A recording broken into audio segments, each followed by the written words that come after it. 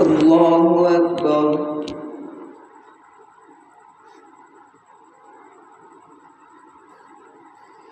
الحمد لله رب العالمين الرحمن الرحيم مالك يوم الدين إياك نعبد وإياك نستعين اهدنا الصراط المستقيم صراط الذين أنعمت عليهم غير المغضوب عليهم ولا الضالين.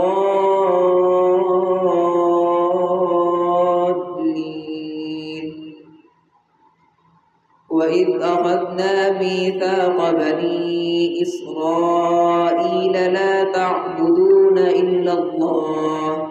وبالوالدين إحسانا وذي القربى واليتامى والمساكين وقولوا للناس حسنا وأقيموا الصلاة وآتوا الزكاة ثم توليتم إلا قليلا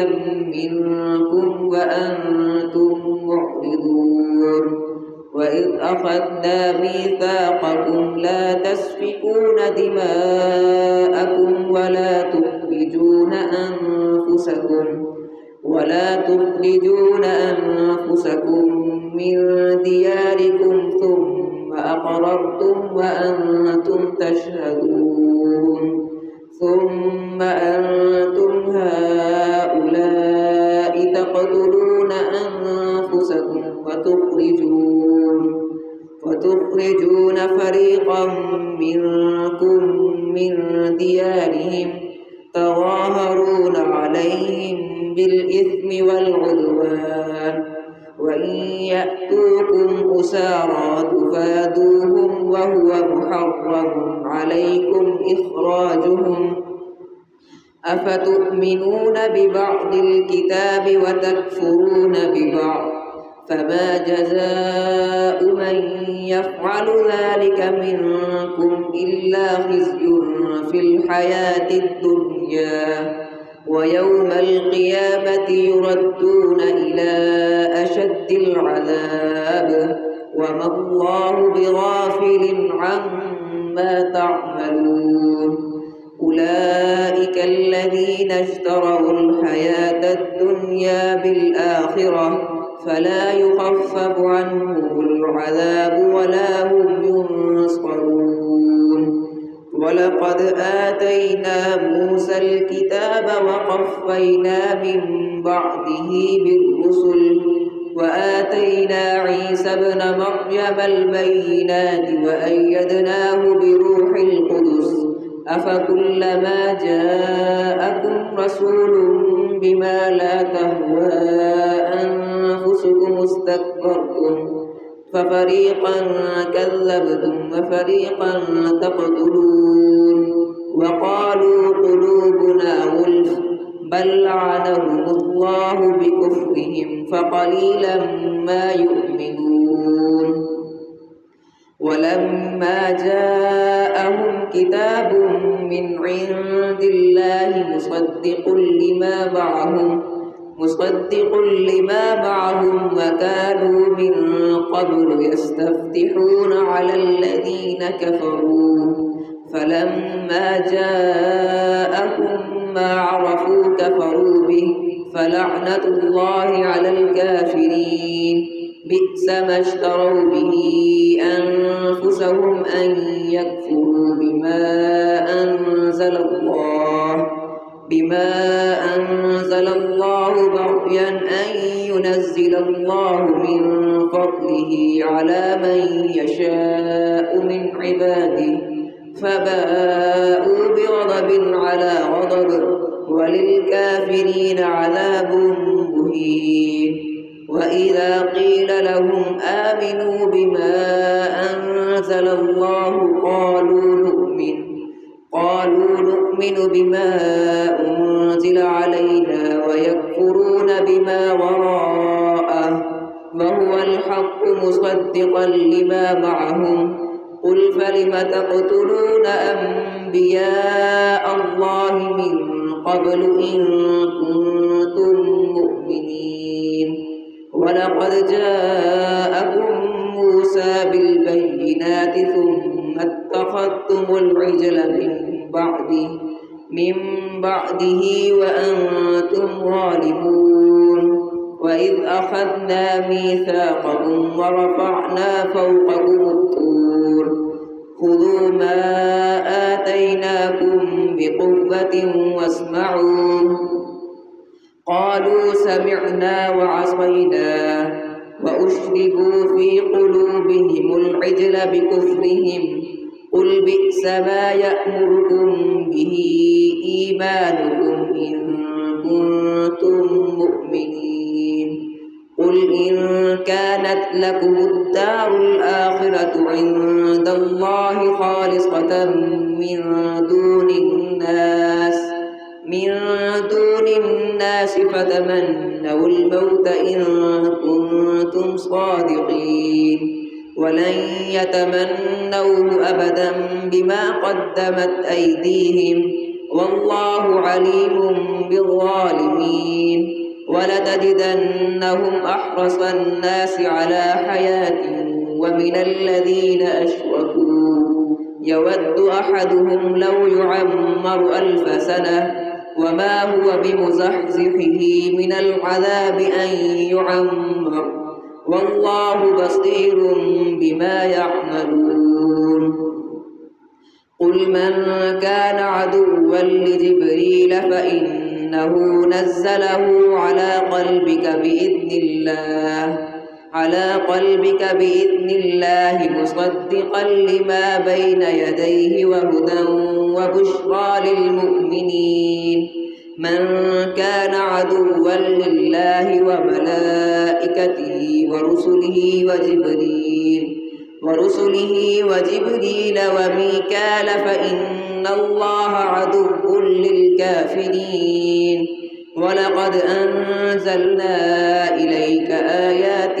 بينات وما يكفر بها إلا الفاسقون أوكلما عاهدوا عهدا نبذه فريق منهم بل أكثرهم لا يؤمنون ولما جاءهم رسول من عند الله مصدق لما معهم نبذ فريق من الذين أوتوا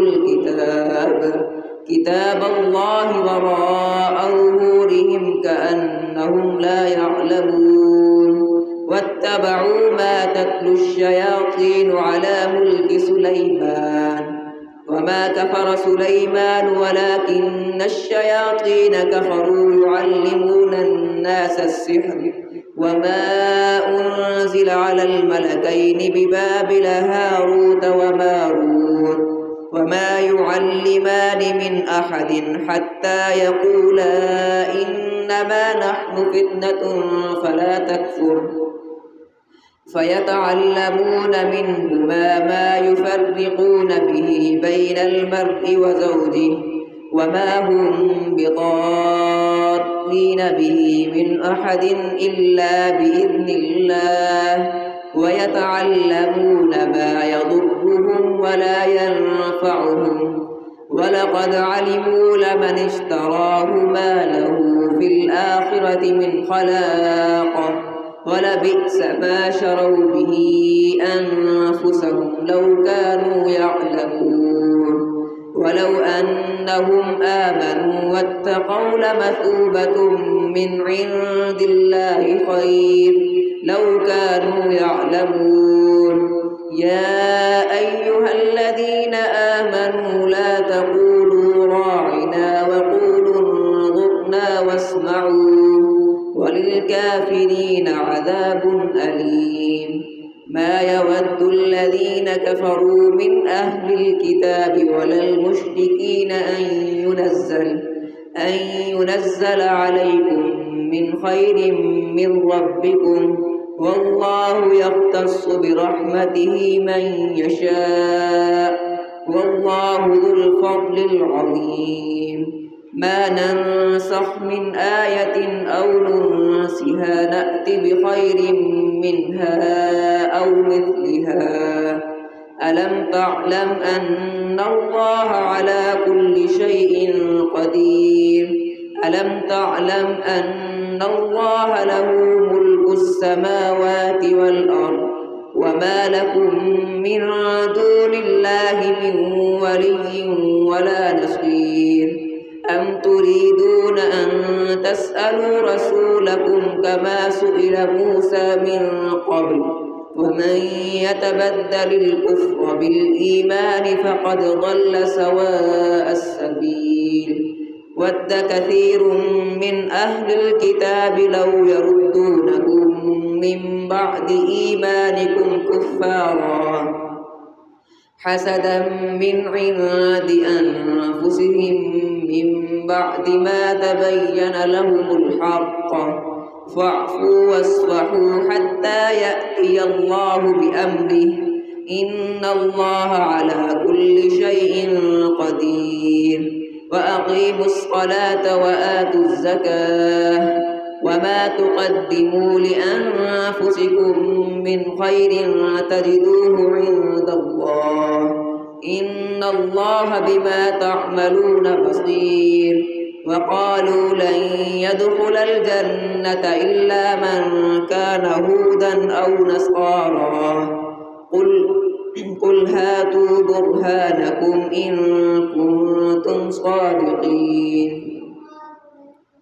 وقالوا لن يدخل الجنة إلا من كان هودا أو نصارى تلك أمانيهم قل هاتوا برهانكم إن كنتم صادقين بلى من أسلم وجهه لله وهو محسن فله أجره عند ربه ولا خوف عليهم ولا هم يحزنون الله أكبر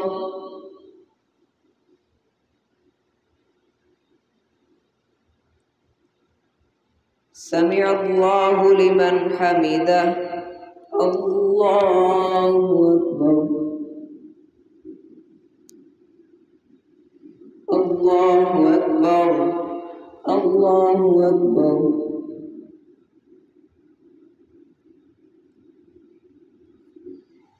الله أكبر الحمد لله رب العالمين الرحمن الرحيم مالك يوم الدين إياك نعبد وإياك نستعين اهدنا الصراط المستقيم صراط الذين أنعمت عليهم غير المغضوب عليهم ولا الضالين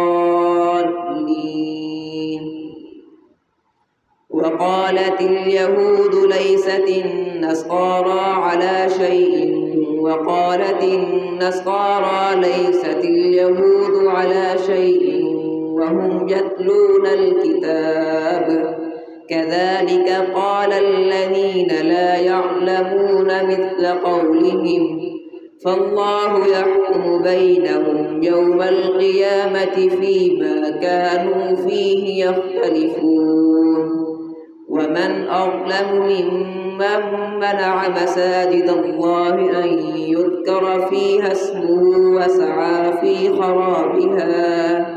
أولئك ما كان لهم أن يدخلوها إلا خائفين لهم في الدنيا خزي ولهم في الآخرة عذاب عظيم ولله المشرق والمغرب فأينما تولوا فثم وجه الله إن الله واسع عليم وقالوا اتخذ الله ولدا سبحانه بل له ما في السماوات والأرض كل له قانتون بديع السماوات والأرض وإذا قضى أمرا فإنما يقول له كن فيكون وقال الذين لا يعلمون لولا يكلمنا الله أو تأتينا آية كذلك قال الذين من قبلهم مثل قولهم تشابهت قلوبهم قد بينا الآيات لقوم يوقنون إنا أرسلناك بالحق بشيرا ونذيرا ولا تسأل عن أصحاب الجحيم ولن ترضى عنك اليهود ولا النصارى حتى تتبع ملتهم قل إن هدى الله هو الهدى ولئن اتبعت أهواءهم بعد الذي جاءك من العلم ما لك من الله من ولي ولا نصير الذين آتيناهم الكتاب يتلونه حق تلاوته أولئك يؤمنون به ومن يكفر به فأولئك هم الخاسرون يا بني إسرائيل اذكروا نعمتي التي أنعمت عليكم وأني فضلتكم على العالمين واتقوا يوما لا تجزي نفس عن نفس شيئا ولا يقبل منها عدل ولا تنفعها شفاعة ولا هم ينصرون وإذ ابتلى إبراهيم ربه بكلمات فأتمهن قال إني جاعلك للناس إماما قال ومن ذريتي قال لا ينال عهد الظالمين وإذ جعلنا البيت مثابة للناس وأمنا واتخذوا من مقام إبراهيم مصلى وعهدنا إلى إبراهيم وإسماعيل أن طهرا بيتي للطائفين والعاكفين والركع السجود إذ قال إبراهيم رب اجعل هذا بلدا آمنا وارزق أهله من الثمرات من آمن منهم بالله واليوم الآخر قال ومن كفر فأمتعه قليلا ثم أضطره إلى عذاب النار وبئس المصير وإذ يرفع إبراهيم القواعد من البيت وإسماعيل ربنا تقبل منا إنك أنت السميع العليم ربنا واجعلنا مسلمين لك ومن ذريتنا أمة مسلمة لك وأرنا مناسكنا وتب علينا إنك أنت التواب الرحيم ربنا وابعث فيهم رسولا منهم يتلو عليهم آياتك ويعلمهم الكتاب والحكمة ويزكيهم إنك أنت العزيز الحكيم ومن يرغب عن ملة إبراهيم إلا من سفه نفسه ولقد اصطفيناه في الدنيا وإنه في الآخرة لمن الصالحين إذ قال له ربه أسلم قال أسلمت لرب العالمين ووصى بها إبراهيم بنيه ويعقوب يا بني إن الله اصطفى لكم الدين فلا تموتن إلا وأنتم مسلمون أم كنتم شهداء إذ حضر يعقوب الموت إذ حضر يعقوب الموت إذ قال لبنيه ما تعبدون من بعدي قالوا نعبد إلهك وإله آبائك إبراهيم وإسماعيل وإسحاق إلها واحدا ونحن له مسلمون تلك أمة قد خلت لها ما كسبت ولكم ما كسبتم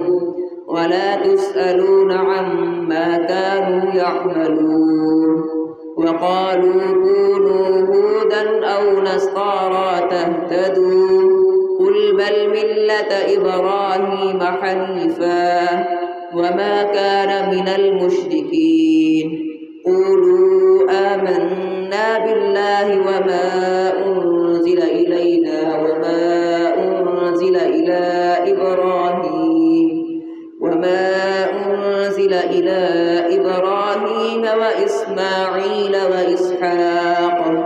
وإسحاق ويعقوب والأسباط وما أوتي موسى وعيسى وما أوتي النبيون من ربهم لا نفرق بين أحد منهم ونحن له مسلمون فإن آمنوا بمثل ما آمنتم به فقد اهتدوا وإن تولوا فإنما هم في شقاق فسيكفيكهم الله وهو السميع العليم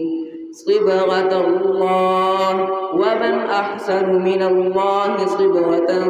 ونحن له عابدون قل أتحاجوننا في الله وهو ربنا وربكم ولنا أعمالنا ولكم أعمالكم ونحن له مخلصون أم تقولون إن إبراهيم وإسماعيل وإسحاق ويعقوب والأسباط كانوا هودا أو نصارى قل أأنتم أعلم أم الله ومن أظلم ممن